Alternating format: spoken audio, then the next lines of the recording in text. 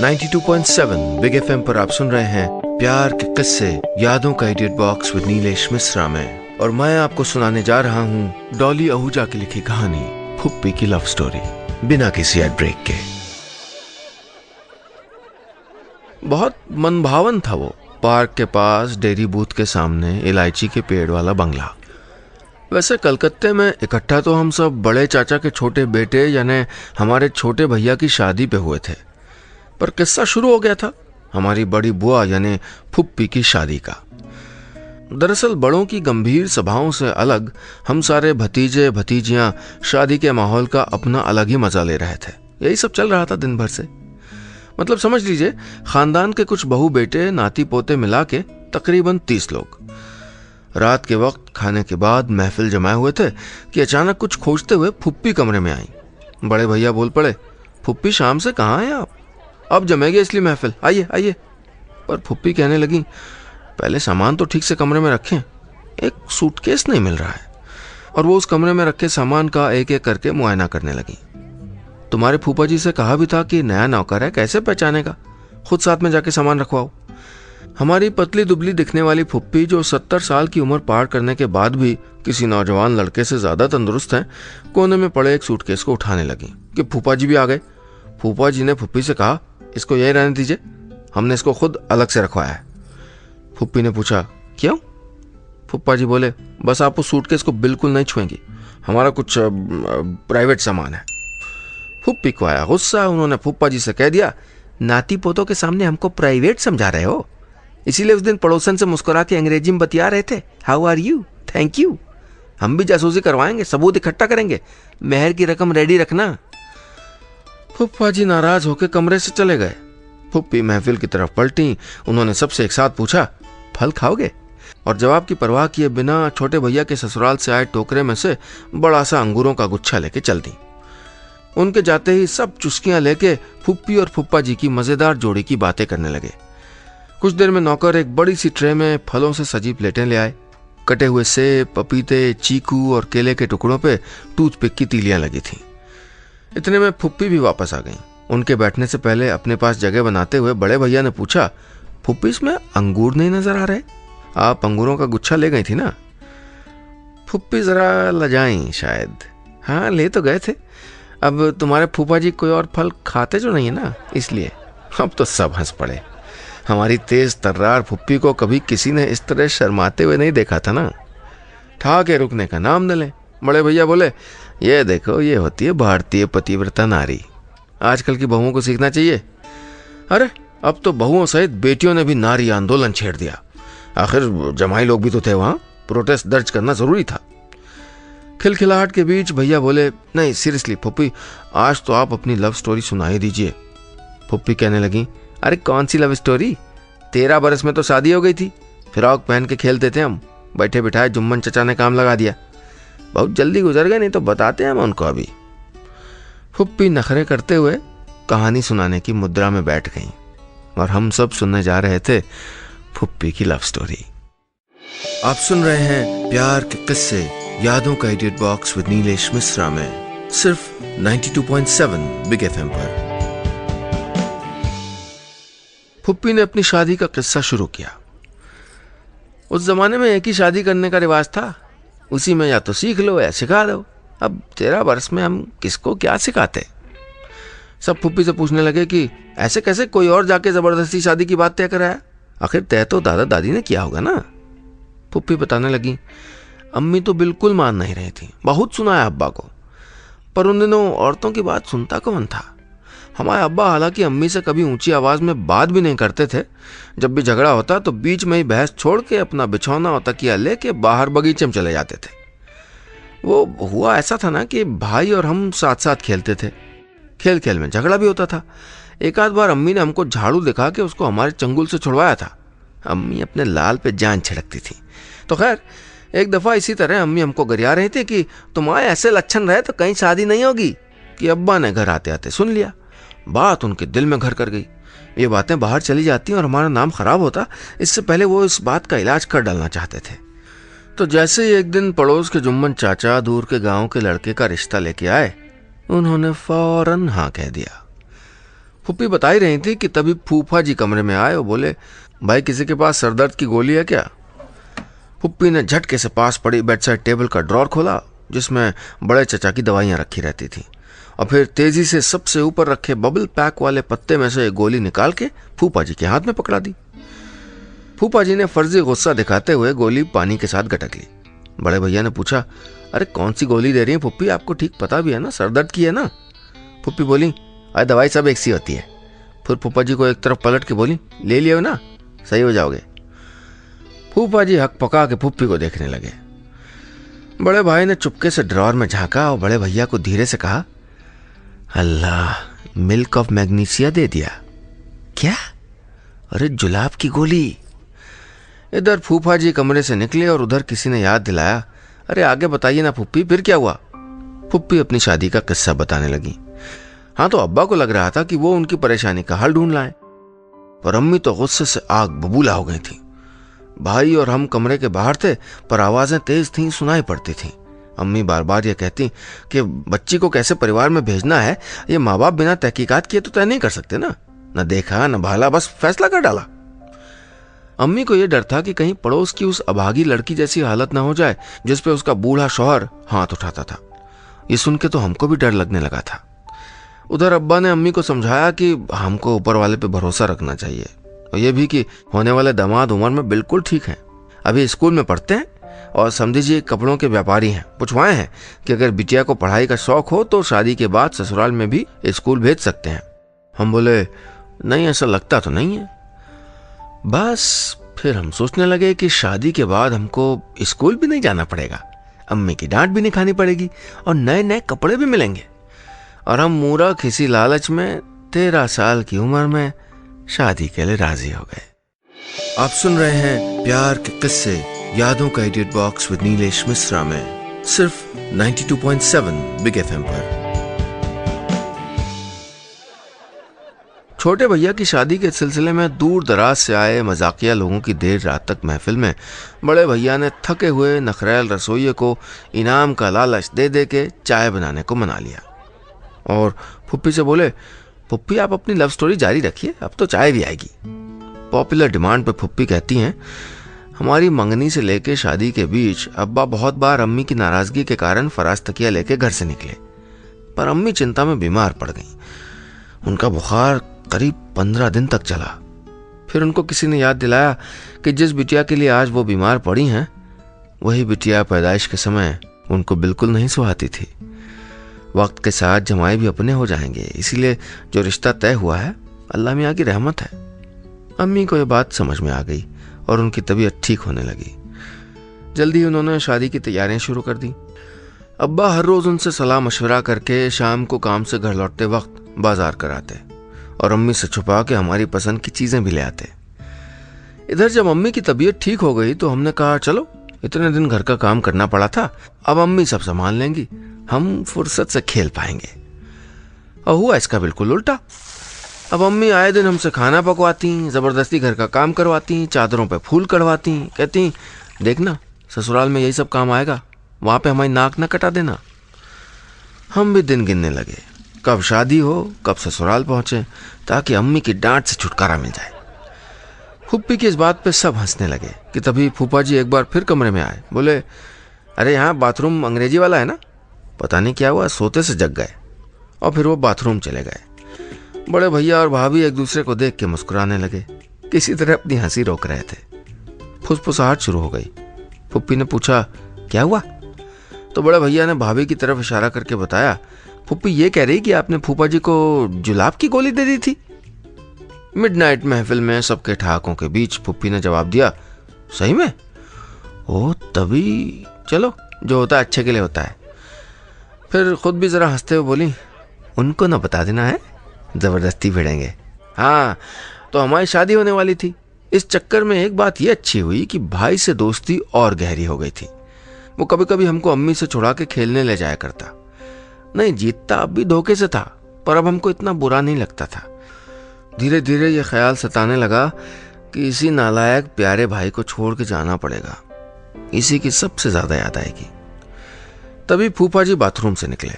उन्होंने बहुत सीरियसली बड़े भैया से कहा, देखो बेटा, अपनी फुप्पी को बता देना कि अब मुझको किसी भी बहाने से डिस्टर्ब न किया जाए और ना ही सूटकेस को कोई हाथ लगाने पाए। फुप्पी ने जवाबी हमला किया।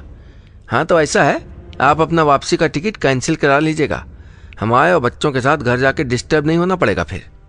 फूफा जी कमरे से निकल गए तन्ना के। फुप्पी ने बड़े भैया से कहा, अब बताओ, आज हमसे कहते हैं कि कोई डिस्टर्ब ना करे। इस पे छोटे भैया की शादी में मस्ती करने आए मस्खरे भतीजे फुप्पी को छेड़ने लगे। फुप्पी, ये तो मतलब गहराता जा रहा है मामला, आखिर सूटकेस में ऐसा क्या होगा? आप सुन रहे हैं प्यार के किस्से यादों का edit box with Nilesh Mishra में सिर्फ 92.7 बिग एफएम पर। बड़े भैया ने महफिल के शरारती नौजवानों से कहा, अब कोई सूटकेस का नाम नहीं लेगा है, अब जाने दीजिए ना फुप्पी, उस बात को भूल जाइए। आप कैसे फ्रॉक पहन के शादी कर रही थी वो बताइए। फुप्पी ने मुस्कुराते हुए कहा, ठीक है तो सुनो। हमारी शादी का दिन नजदीक आ गया था। इसी तरह जैसे तुम सब अपने छोटे भैया की शादी पे आए हो, हमारे यहाँ भी सारे चचेरे ममेरे भाई बहन आ गए थे। घर तो हवेली जैसा था, अब्बा के दूर के भाई बहन और सबके समधी लोग भी आए थे। सारे कमरे भरे हुए थे। तो रात में सोने के लिए हम कुछ बच्चों को घर के बिस्तरों वाली छोटी सी कोठरी मिली थी। एक कोने में बाकी बचे गद्दे, रजाइयां, तकिए रख दिए गए थे और हम लोगों के सोने के लिए जगह बना दी गई थी। अपने सगे चचेरे भाई बहन के साथ हमारी और भाई की अच्छी पड़ती थी, तो हम सब मजे से रात में लूडो खेलते, भूतों की कहानियां सुनते, गप्पे हाँकते और सो जाते। एक रात अचानक पिंटू भाई कहीं से बीड़ी और माचिस की डिबिया चुरा के ले आए और दरवाजा बंद कर दिया। अरे पहले तो हम और पिंकी डर गए। हमने कहा, ये बीड़ी सिगरेट तो बहुत गलत बात होती है और कोई पकड़ लेगा तो कुछ हो जाएगा तो। फिर जब दोनों भाई हल्का सा खांसने के बाद जरा जरा फूंकने लगे तो हम बहनों को भी लालच आने लगा। हमने कहा, हमें भी दो। अब भाई क्यों देने लगे, उल्टा बोले, कुछ हो जाएगा तो। बहुत बहस हुई।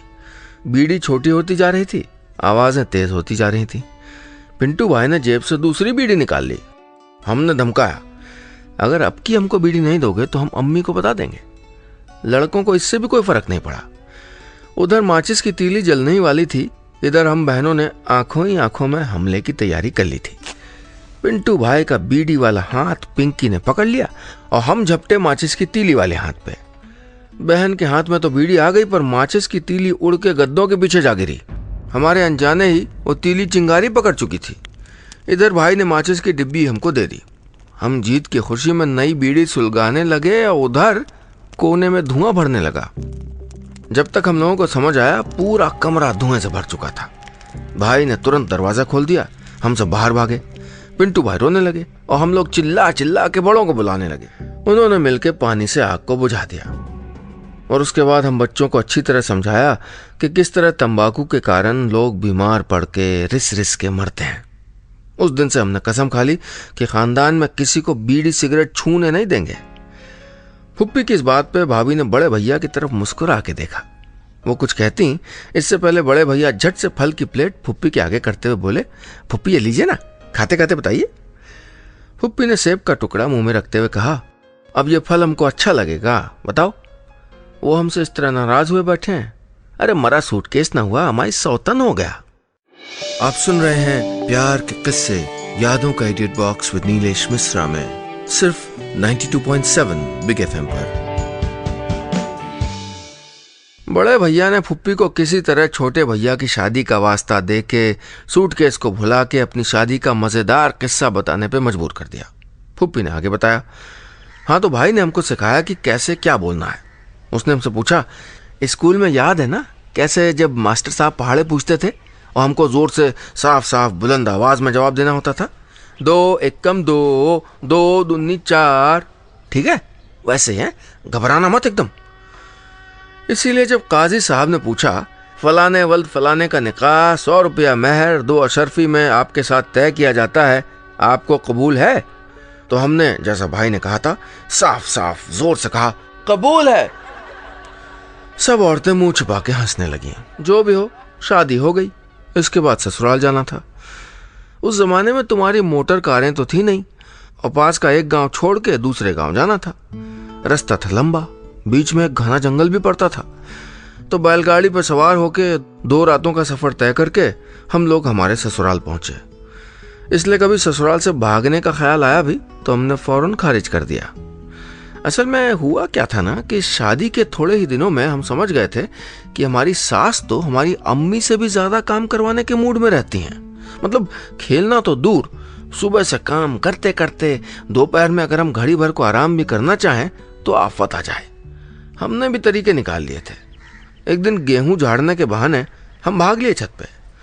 वहां कोने में एक पुराने सामान वाला कमरा था जिसमें एक चारपाई भी रखी रहती थी। हम लंबी तान के सो गए। अचानक कुछ शोर हुआ, हमारी नींद टूट गई।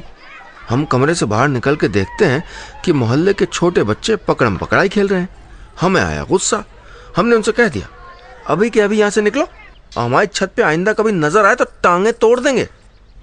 बच्चे निकले और हम वापस सोने चले गए। नींद बस आने ही वाली थी कि हमारी सास की आवाज आई। हमको पुकार रही थी। हमने छत पर से झांक के देखा तो आंगन में मोहल्ले की 4 औरतें भी थीं। हमारी सास को धमका रही थीं। वो छत वाले बच्चे उनके पास दुबके खड़े थे। सास से तो मोहब्बत हो गई थी उस दिन। तभी से हमारी नई अम्मी हो गई थी वो। उन्होंने अपनी पड़ोसिनों से कह दिया, खबरदार जो हमारी बहू से या उसके खिलाफ कुछ बोला तो वो तुम्हारी बहुओं से लाख गुना अच्छी है। चुपचाप अपने काम से काम रखती है, कोई पंचायती नहीं करती है और ना ही अगल बगल के लड़कों से ताक झांक करती है। अब इस बार औरतें चुप कैसे बैठती हैं? उन्होंने हमारी सास को धमकी दे दी कि वो शाम को 5 बजे अपने मर्दों को साथ लेके आएंगी और फिर बताएंगी। उनके जाने के बाद खैर सास ने हमारी भी खबर ली कि हम दोपहर में सो ही क्यों रहे थे जबकि हमसे गेहूं झाड़ने को कहा गया था। हमने जवाब में कहा कि आप फिक्र मत कीजिए अम्मी, जब उनके मर्द आएंगे ना तो हम उनकी भी टांगे तोड़ देंगे। ये कह तो दिया था हमने। फिर उसके बाद घर के नौकर छोटू को पकड़ा, उसको अच्छी तरह समझा के भेजा कि तुम्हारे फूफा जी जहां कहीं भी हों उनको ये सारी बातें बताए और घर बुला के लाए। साफ साफ कह दे कि अपने दादा परदादा की इज्जत की रखवाली के लिए मोहल्ले वालों से शाम को 5 बजे डट के लड़ाई करनी है।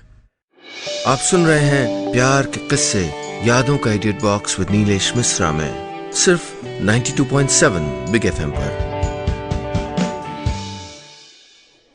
फुप्पी अपनी लव स्टोरी सुनाते सुनाते अचानक कहती हैं, हमको तो हैरानी हो रही थी, न जाने क्या खजाना हमसे छुपा के रखा है तुम्हारे फूफा जी ने। आज एक सूटकेस के लिए इस तरह से बात करके गए हमसे। शुरू में क्या हाल होता था तुम्हारे फूफा जी का वो सुनो। उस दिन जब हमने नए नवेले ससुराल के मोहल्ले के बच्चों को डांट दिया था और उनकी माएँ अपने मियाँ को 5 बजे लाने की धमकी दे गई थी तो उनसे जूझने के लिए हम खुद को मन ही मन तैयार कर रहे थे। नौकर तो तुम्हारे फूफा जी को खबर पहुंचा के कब का लौट आया था, पर तुम्हारे फूफा जी नहीं आए थे। हम जरा देर में बैठक में जा के घड़ी दिखाते थे। आखिर 5 बज गए। धीरे धीरे 5:30 भी बज गए। कोई लड़ने नहीं आया, पर हम तो तैनात थे और गुस्से से उबल रहे थे। हमने छोटू से पूछा कि वो कहाँ मिलेंगे और इस बार खुद अकेले ही निकल पड़े। पहुंच के क्या देखते हैं कि बड़े से मैदान में ये दोस्तों के साथ मजे से गिल्ली डंडा खेल रहे हैं। अरे हमने आओ देखा न ताओ, सीधे खेल के बीच में जाके उनको कॉलर से पकड़ा और खींचते हुए वापस घर ले आए। घर पहुंच के जो है ये रोने लगे कि घड़ी दिलाने का लालच दे के अम्मी अब्बा ने हमारी शादी करा दी और तुमने इस तरह सारे दोस्तों के सामने खुलेआम हमारी बेइज्जती की है। और हाथ की घड़ी निकालते निकालते रुक गए। फिर वापस पहन के बोले, हमें तो पहले ही पता था कि कोई लड़ने नहीं आएगा, इसीलिए हम नहीं आए। अब हम दोस्तों के साथ कैसे खेल पाएंगे, सब हमारा मजाक उड़ाएंगे। इससे पहले कि हम कुछ कहते उन्होंने अपने कमरे में जाके दरवाजा अंदर से बंद कर लिया। अब खाने के लिए भी ना आए। इधर सास अलग परेशान कर रही थी कि हुआ क्या। अब अगली दोपहर को जाके दरवाजा खुला है, तब हम खाने की थाली तैयार करके ले गए, साथ में अंगूर। बस उसके बाद से सीधे सीधे हमारी बात मान लेते हैं। लेकिन इतने बरसों बाद आज अचानक पता नहीं क्या हो गया इनको। क्या है ये अटैची वाला मामला। इतने में फूफा जी, जो बड़ी देर से चुपचाप दरवाजे के पास से सुन रहे थे, कमरे में आ गए। उन्होंने भरी महफिल से कहा, हम असली बात बताते हैं, सुनिए उस दिन क्या हुआ था। फिर फुप्पी की तरफ पलट के बोले, सबसे पहले तो आपने बाह पकड़ी थी, कॉलर नहीं। और दूसरे, ध्यान से सुनिएगा बच्चों, दूसरे आपकी फुप्पी ने बाकायदा कान पकड़ के माफी मांगी थी और ये कह के हमको चित भी कर दिया था कि हम और क्या करते। हमने जिस पे सबसे ज्यादा भरोसा किया, खतरे के वक्त हमारी पारी का वही खास सिपाही आया नहीं। और ये सुन के तो फूफी पे सारे फिदा हो गए थे। उधर फूफा जी सामान वाले कोने की तरफ बढ़ गए। उन्होंने अपना सूटकेस खोला और उसमें से बाकायदा लैमिनेट करवाई हुई अपनी शादी की एक नायाब ब्लैक एंड व्हाइट तस्वीर को बड़ी मोहब्बत के साथ अपनी बीवी को पेश किया। तस्वीर में फुप्पी के कंधे पे उनका हाथ रखवाया गया था और उनकी वो रिस्ट वॉच साफ नजर आ रही थी। उन्होंने अपनी बीवी से कहा, शादी की 60वीं सालगिरह मुबारक हो। फुप्पी की आंखें छलछला आईं। फुप्पी की लव स्टोरी सुन के हमारे छोटे भैया ने चैन की सांस ली। दरअसल कुछ देर पहले तक वो अपनी होने वाली पत्नी को कराटे में ब्लैक बेल्ट मिलने की खबर से जरा सहमे हुए थे।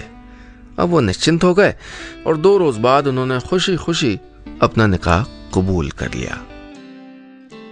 बस इतनी सी थी ये कहानी।